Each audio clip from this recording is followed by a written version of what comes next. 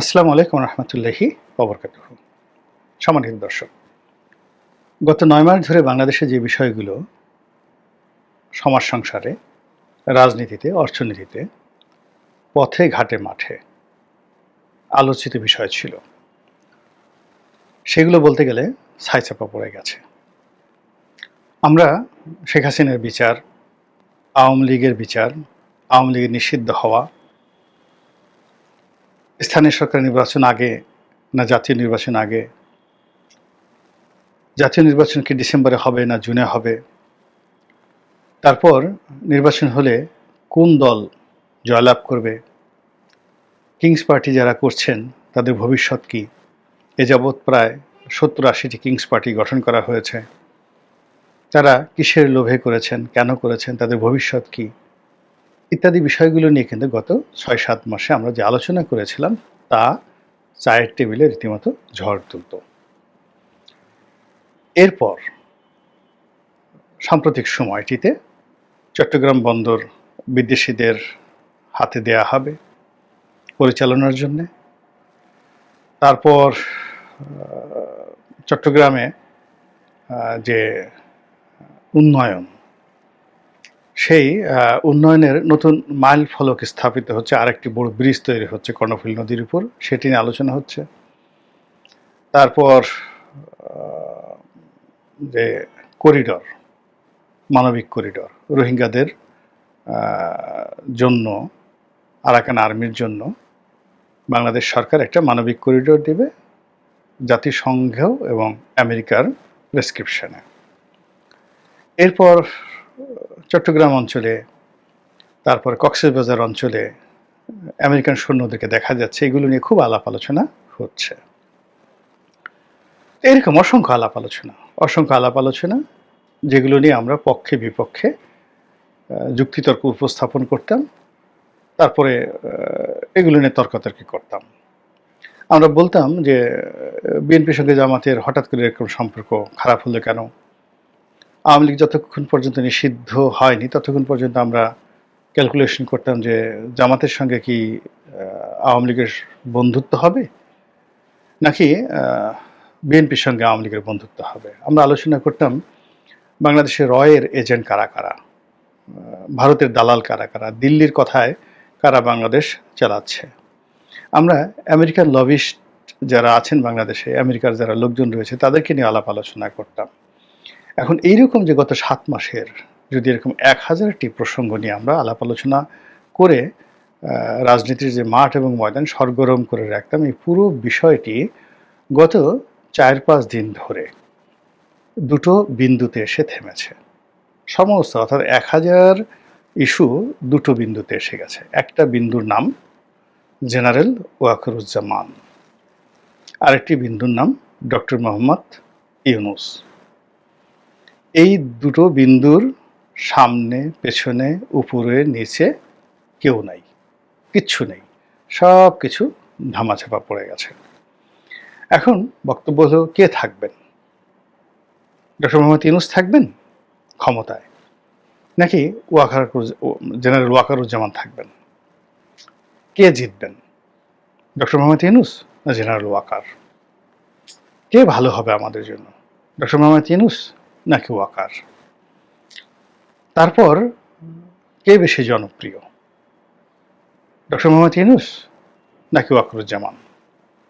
ইউনূসের সঙ্গে কারা কারা আছেন, ওয়াকারুজ্জামানের সঙ্গে কারা কারা আছেন, এই বিষয়গুলো নিয়েই কিন্তু ভীষণ রকম আলোচনা হচ্ছে। এর কারণ হলো যে শুধু আমাদের দেশ নয়, সারা দুনিয়াতে সামরিক বাহিনী খুবই গুরুত্বপূর্ণ একটি অঙ্গ রাষ্ট্রের। বিশেষ করে যে সকল তৃতীয় বিশ্ব রয়েছে সেখানে সেনাপ্রধান, সেনা বাহিনী, তাদের সঙ্গে আসলে কোনো রাজনৈতিক দল বা রাজনৈতিক পক্ষ সংঘাতে জড়ায় না, এমনকি আমেরিকাতেও নয়। পুতিন জড়িয়েছিলেন তার দুজন জেনারেলের সঙ্গে, এবং দুজন জেনারেল কি এমন একটা অবস্থায় পৌঁছে গিয়েছিল যে পুতিন মারা যেতে পারতেন। এর কারণ হলো তার যে ভাড়াটিয়া ভাগনার বাহিনী, তাদের সঙ্গে যখন তাদের মতদ্বৈততা শুরু হলো তখন তারা ইউক্রেনের যুদ্ধের ময়দান ছেড়ে পুরো মস্কো আক্রমণ করার জন্য মস্কোর দিকে তারা ধাবিত হতে থাকলো। এটা মিস্টার পুতিনের জন্য একটা বিরাট সমস্যা ছিল এবং সেই সমস্যা তিনি সেই ভাগনার বাহিনীর প্রধানকে কৌশলে নিয়ে তাকে মেরে ফেলে সমস্যার সমাধান করেছেন। একইভাবে তার একজন খুব শীর্ষ জেনারেল, যেখানে এই ইউক্রেন যুদ্ধের বিরোধিতা করেছিল, তাকেও তিনি শেষ করে দিয়েছেন। কিন্তু সমস্যা হয়েছিল বারাক ওবামার সময়। বারাক ওবামার সময়টিতে বারাক ওবামার সাথে তখন জয়েন্ট চিফ অফ স্টাফ এর সাথে, অর্থাৎ যিনি ৩ বাহিনীর প্রধান, তো তার সঙ্গে বারাক ওবামার একটা মতদ্বৈততা শুরু হয়ে গেল এবং এটা নিয়ে কিন্তু বারাক ওবামাকে প্রচণ্ড রকম ঝামেলা পোহাতে হয়েছিল। একইভাবে থাইল্যান্ডে, তো থাইল্যান্ডে থাকসিন সিনাওয়াত্রার সঙ্গে এবং তার বোনের সঙ্গে তৎকালীন সেনাপ্রধানের মতদ্বৈততা হলো, ফলে তার বোনকেও ক্ষমতা হারাতে হয়েছে, সিনাওয়াত্রাকে ক্ষমতা হারিয়ে দেশ ত্যাগ করতে হয়েছে।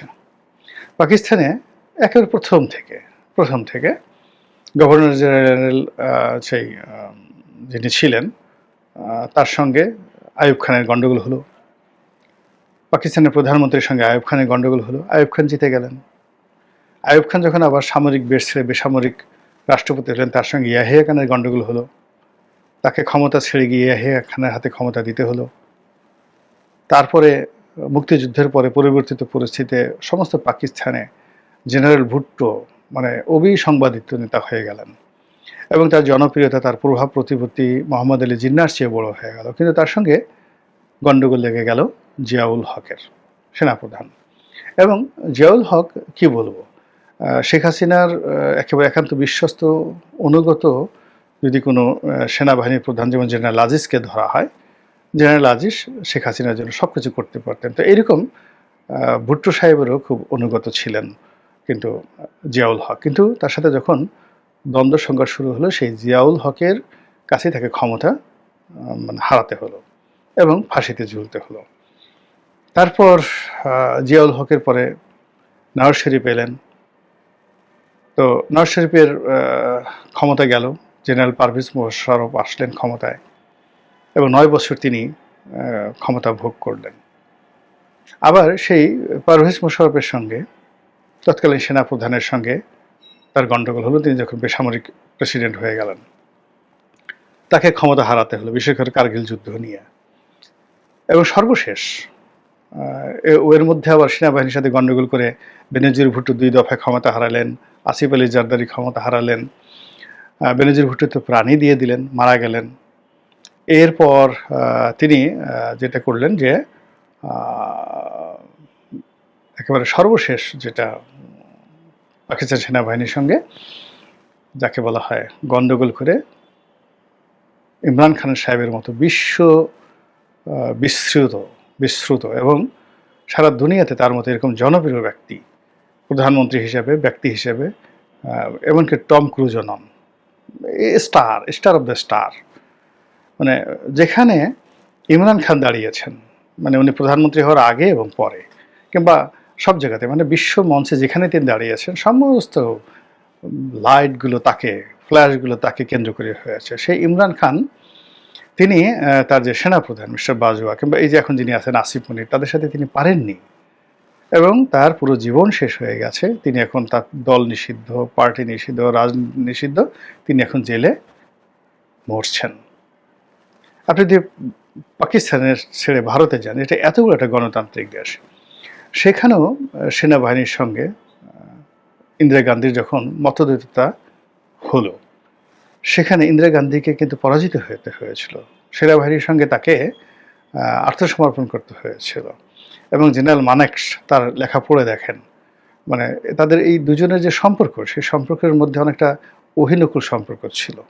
এবং এই কারণে কি হলো, যাকে বলা হয় ইন্দিরা গান্ধীকে কিন্তু অনেক মূল্য দিতে হয়েছে, প্রচুর মূল্য দিতে হয়েছে। সঞ্জয় গান্ধীর মৃত্যু, তার নিজের মৃত্যু, স্বর্ণ মন্দির আক্রমণ, বাংলাদেশের স্বাধীনতা যুদ্ধ, অনেকগুলো তার যে সিদ্ধান্ত, সেই সিদ্ধান্তের সঙ্গে সেনাবাহিনী একমত পোষণ করেনি।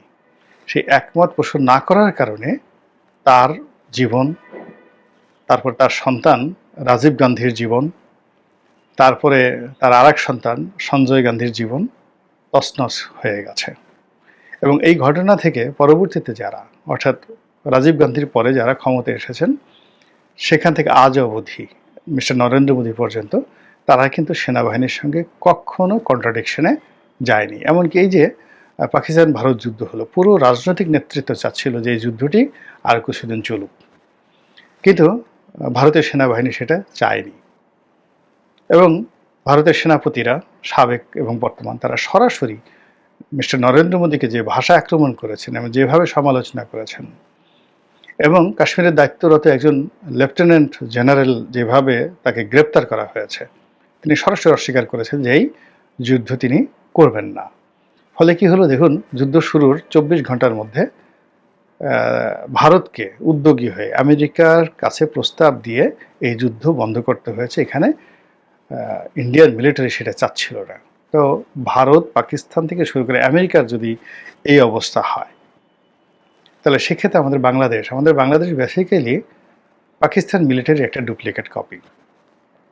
অর্থাৎ আমাদের যে ট্রেনিং, আমাদের যে ড্রেস কোড, সেনাবাহিনীর যে ড্রেস কোড, আমাদের যে আর্মস, আমাদের যে যা কিছু আছে, ইভেন আমাদের সিভিল সার্ভিস কিন্তু ইন্ডিয়ান সিভিল সার্ভিসের মতো না, এটা সিএসপি, পাকিস্তান সিভিল সার্ভিসের আদলে।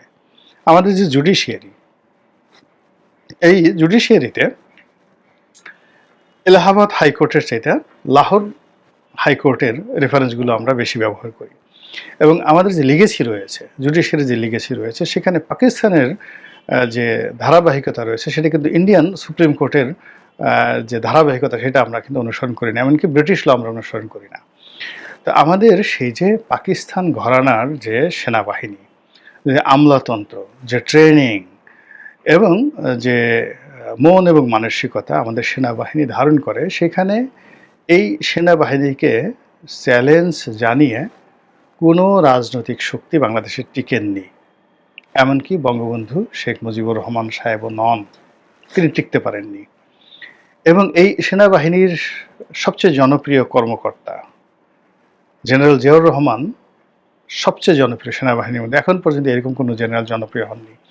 কিন্তু তারপরেও কেবলই মাত্র রাজনৈতিক কারণে তিনি যে বিরোধিতার মুখোমুখি হয়েছেন, যে তাকে অসংখ্য বলা হয়ে থাকে, প্রায় মোর দ্যান 40টি তিনি মোকাবেলা করেছেন এবং সর্বশেষ তিনি প্রাণ দিয়েছেন।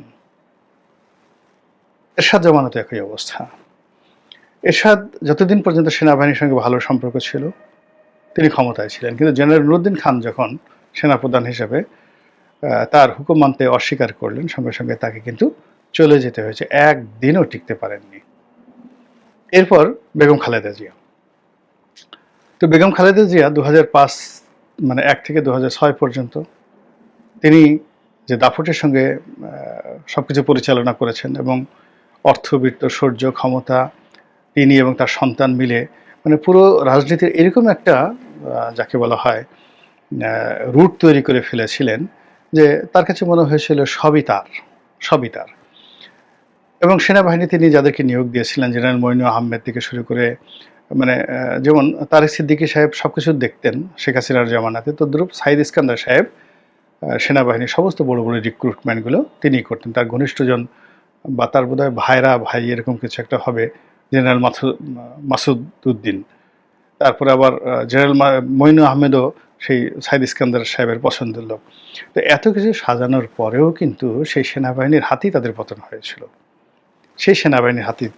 হয়েছিল, তারা থাকতে পারেননি। আবার শেখ হাসিনার কথা চিন্তা করেন। শেখ হাসিনা 2014 সনের পর থেকেই সেনাবাহিনীকে একেবারে নিজস্ব ঘরানার বাহিনী বানানোর জন্য তিনি সর্বোচ্চ চেষ্টা করতে থাকলেন। তিনি প্রথমে ইকবাল করিম ভূঁইয়াকে পেলেন। তো তিনি যখন ইকবাল করিম ভূঁইয়ার দায়িত্ব নিলেন, তিনি ছিলেন one of the smartest, professional এবং জনপ্রিয় সেনা কর্মকর্তা। কিন্তু 2014 সনে এই ইকবাল করিম ভূঁইয়ার নেতৃত্বেই একটি যাকে বলা বিনা প্রতিদ্বন্দ্বিতার নির্বাচন হয়।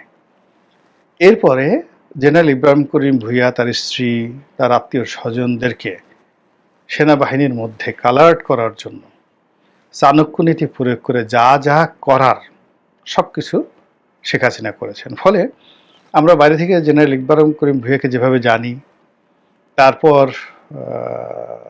তার যে অতীত রেকর্ড, সেই রেকর্ড হিসেবে তাকে যেভাবে জানি, সেনাবাহিনীর ভিতরে কিন্তু তার সম্পর্কে যে ধারণা, সেটি তার যে 2013 সন পর্যন্ত তার যে ক্যারিয়ার, এবং 2013 সনের পরে আজ অবধি তার যে ক্যান্টনমেন্টের বাইরে যে ক্যারিয়ার, এটার সঙ্গে মানে আপনি যদি রাওয়া ক্লাব ধরেন, সেনা ক্যান্টনমেন্টের ভিতরে ধরেন, এগুলোর মধ্যে কন্ট্রাডিকশন হয়, এবং এই জিনিসটি শেখ হাসিনা করে দিয়েছেন যে জীবনে যেন সে আর মাথা উঁচু করে দাঁড়াতে না পারে। এরপরে তিনি সেই যাকে সেনাপ্রধান বানালেন, যাদেরকে তিনি বানালেন, প্রায় সবাইকে তিনি একেবারে যাকে বলা হয় নিজের ঘরের মানুষ, আরও যদি ছোট করে বলেন গৃহভৃত্যের মতো তিনি ব্যবহার করার চেষ্টা করেছেন। যেভাবে তিনি বেনজিরকে বানিয়েছিলেন, যেভাবে তিনি শহীদুল হককে বানিয়েছিলেন, অর্থাৎ পুলিশের আইজিদেরকে তিনি যেভাবে ব্যবহার করতেন, সেনাবাহিনী প্রধানকেও তিনি সেইভাবে ব্যবহার করার জন্য সর্বোচ্চ চেষ্টা করেছেন। এবং চেষ্টা করে তিনি যখন একেবারে তৃপ্তির ঢেকুর তুলেছেন যে এরপর আর কিছু করার নেই, এবং তিনি জেনারেল ওয়াকারুজ্জামান, যিনি তার আত্মীয় এবং নিকট আত্মীয়, ওয়াকারুজ্জামান সাহেবের শ্বশুর, তিনি সেনাপ্রধান ছিলেন এবং one of the brilliant officer general Mustafizur Rahman, তো তার মেয়ের জামাই, তো তাকে তিনি সেনাপ্রধান নিয়োগ করলেন। এবং তাকে নিয়োগ করে তিনি যখন শান্তিতে চোখ বুজে নিশ্চিন্তে ঘুমোতে যাবেন, এবং এই যে ছাত্র আন্দোলন যখন খুব দানা বাঁধল, তিনি যদি সেনাবাহিনীকে না নামিয়ে তিনি যদি পুলিশের উপর এবং তার ছাত্রলীগের উপর সেই দায়িত্ব দিত, ক্যাজুয়ালিটি বাড়তো, কিন্তু তার সফল হওয়ার সম্ভাবনা খুব বেশি থাকতো। এই কারণ তিনি ইতিপূর্বে অনেক খেলা খেলেছেন। 2015-16 সালে তিনি সেই বিএনপির জ্বালাও পোড়াও আন্দোলন, যেটাকে আওয়ামী লীগ বলে, সেটাকে দমন করার জন্য বিএনপি যদি একটা অকারেন্স ঘটাতো, আওয়ামী লীগ 10টা অকারেন্স ঘটাতো এবং বিএনপির ঘাড়ে চাপিয়ে দিত। তো এই জিনিসগুলো তিনি ছাত্রলীগকে দিয়ে করাতে পারতেন, এই কাজগুলো তিনি পুলিশকে দিয়ে করাতে পারতেন, এবং পুলিশ মানে তার জন্য যে অন্তঃপ্রাণ ছিল, পুলিশ সব কিছু তছনছ করে ছেড়ে দিত। কিন্তু তিনি কি করলেন, তার আপনজনদেরকে সেখান থেকে সরিয়ে নিলেন। কেন নিলেন, কিভাবে নিলেন, তিনি এই পুরো দায় দায়িত্বটা ছেড়ে দিলেন জেনারেল ওয়াকারুজ্জামান এবং সেনাবাহিনীর হাতে, এবং সেখানেই সেই জেনারেল ওয়াকারুজ্জামানই তাকে ক্ষমতাচ্যুত করলেন। এটাই হলো নিয়তি। তো যার জন্য এই যে সেনাবাহিনী, বিশেষ করে সেনাবাহিনী, এটা আমাদের দেশে নয়, সারা দুনিয়াতে মহাকালে সবসময় খুবই গুরুত্বপূর্ণ। ফলে এদের সঙ্গে যখন রাজনৈতিক অফিসগুলোর বা রাজনৈতিক মহলের দ্বন্দ্ব হয়, সংঘাত হয়, প্রায় সব ক্ষেত্রে সেনাবাহিনী জয়লাভ করে, কিছু কিছু ক্ষেত্রে সেনাবাহিনী পরাজিত হয়, এবং সেক্ষেত্রেও কিন্তু সেই রেস থেকে যায়, এবং এটা আরও বহুদিন পরে আরও নতুন করে রিভার্স হয়ে যায়। যেমন দেখা গেল একজন রাজা বিজয়ী হলেন, তিনি সবাইকে শাস্তি দিলেন, কিন্তু দেখা গেল রাজার ছেলে বা রাজার নাতি তারা আবার সেই সেনাবাহিনী দ্বারা পরবর্তীতে মারাত্মক ক্ষতিগ্রস্ত হন, কারণ এটা একটা সংঘবদ্ধ বাহিনী, এখানে সব কিছু রেকর্ডে থাকে। যেমন ধরুন বাংলাদেশে এই যে জুলাই আগস্ট বিপ্লবের সময় যে সকল অকারেন্সগুলো ঘটেছে, থানা আক্রমণ হয়েছে, পুলিশ হত্যা হয়েছে, সেনাবাহিনীর গাড়ি পোড়ানো হয়েছে, বিশ্বাস করেন আজ থেকে 100 বছর পরে হলেও এর প্রতিটি জিনিস কড়ায় গণ্ডায় এই রাষ্ট্রশক্তিগুলো এর প্রতিশোধ নিয়েই ছাড়বে। এটা রাষ্ট্রের একটা সিস্টেম। এই সিস্টেমটা মধ্যযুগে ছিল, এই বাংলায় ছিল, প্রাচীন যুগে ছিল, সারা দুনিয়াতে ছিল, তারপরে শেষে আধুনিক কালে আছে। অর্থাৎ রাষ্ট্র যেদিন থেকে বিস্তার লাভ করেছে, তখন সেখানে রাজনীতিবিদরা যত সহজে ছেড়ে দেয়, মানে ভুলে যায়, কিন্তু আমলাতন্ত্র, মিলিটারি সেটা কখনো ছাড়ে না, ভুলে না, এবং এদের মধ্যে ইগোবোধ খুব বেশি। তাদের যে পোশাকটাকে তাকে আর অনেক বড় কিছু মনে করে, এই পোশাকের উপর আঘাত সব কিছু তছনছ করে ছেড়ে দেয়। জাস্ট একটা উদাহরণ দেই, এই যে জুলাই আগস্ট বিপ্লবের পর একজন সেনাপ্রধান, তিনি পালিয়ে যেতে চাচ্ছিলেন, এবং খুব অসহায়ভাবে তিনি যখন তার সাবেক সহকর্মীদেরকে বললেন যে আমি এর থেকে লাভ কি, আমি চলে যাই নিরাপদে, তখন সবাই বলল যে আপনি যাবেন কেন, আমরা আছি না, থাকেন আপনি। মানে একজন সেনাবাহিনীর প্রধান বাংলাদেশ থেকে পালিয়ে যাবে ভয়ে, এটা সেনাবাহিনীর অনেকে সেটা সহ্য করেনি, ফলে তিনি এখন পর্যন্ত রাজার হালে আছেন। এমনকি সেই 2024 সনের যে নির্বাচনে যে সকল সেনা কর্মকর্তাদেরকে শেখ হাসিনা মনোনয়ন দিয়েছিলেন কিংস পার্টির লোক হিসেবে, সবাইকে ধরা হয়েছে। আপনি একজনকে ধরতে পারছেন? আমি নাম বললাম না, যাদেরকে মানে সেনাবাহিনীর বা সেনা গোয়েন্দাদের সুপারিশে শেখ হাসিনা নিয়েছিলেন, এবং যারা কেউ পাশ করতেন না, এর কারণ হলো ওখানে আওয়ামী লীগের বিদ্রোহী প্রার্থী ছিল, কিন্তু সেনাবাহিনী তাদেরকে সিল পিটিয়ে পাশ করে নিয়ে আসে 2014 সনের নির্বাচনে। এইরকম যে সকল সেনা কর্মকর্তা, একমাত্র ব্যারিস্টার শাহজাহান ওমর, তিনি তো মানে একটা সিজেন্ড বিএনপির রাজনীতিবিদ ছিলেন, পরে আওয়ামী লীগে যোগদান করেছেন, তিনি ছাড়া অন্য কোনো সেনা কর্মকর্তা কি সেই এমপি হয়েছেন? এই জন্য তাদেরকে গ্রেপ্তার করে জেলখানায় ভরা হয়েছে। দেখান তো, সবাই তো বাপের বেটার মধ্যে ঘুরে বেড়াচ্ছে, যার যার বাসাতে বসে বসে পায়ের উপর পা তুলে পোলাও কুমড়া খাচ্ছে। এটা হলো তাদের একটা ঐক্য। তো সেই দিক থেকে ডক্টর মোহাম্মদ ইউনূস, তিনি ইজ এ সিঙ্গেল পার্সন। তো সিঙ্গেল পার্সন হিসেবে তার যে জনপ্রিয়তা যেটা আছে সেটা অসংগঠিত। আর অন্যদিকে যেটাকে বলা হয় জেনারেল ওয়াকারুজ্জামান, তার যে জনপ্রিয়তা এটা সংঘবদ্ধ, সিমেন্টেড। তো কাজেই সিমেন্টেড জনপ্রিয়তার সঙ্গে যাকে বলা হয় অসংবদ্ধ জনপ্রিয়তা কখনোই পেরে ওঠে না।